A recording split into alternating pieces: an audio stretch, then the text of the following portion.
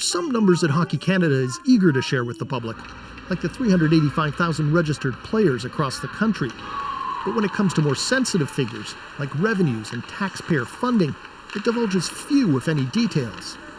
Financial statements obtained by CBC News pull back that veil, showing that Hockey Canada received $14 million from Ottawa in the past 2 fiscal years, including $3.4 million in emergency COVID wage and rent subsidies, helping the not-for-profit organization to a $13.5 million budget surplus last year, adding to a war chest of stocks, bonds, and cash now worth more than $153 million, while paying no income tax.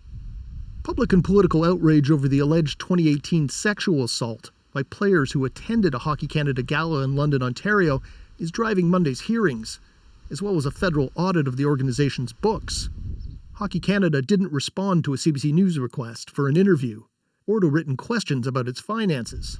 This expert on sport and public policy says Canadians deserve more transparency from those who run the national game. They owe an account, a reporting of what happened, and in the light of the parliamentary inquiry, an account of how that settlement was paid out. Jennifer speaking. Jennifer Dunn heads the Abused Women's Centre in London. She says there was already ample evidence that hockey's culture needs to change. There's like a locker room mentality where it's almost as if these young guys are essentially brought up with no value for a woman's life.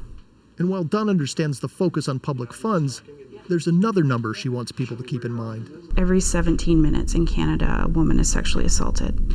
Hockey Canada needs to pay attention to that. There will be an element of theater to tomorrow's hearings, because the likely answer about where the settlement money came from is on plain display. There are references to sexual misconduct liability insurance in Hockey Canada's annual reports, a pricey hedge according to financial statements. The organization pays more than $9 million for all types of insurance each and every year. Jonathan Gatehouse, CBC News, Toronto.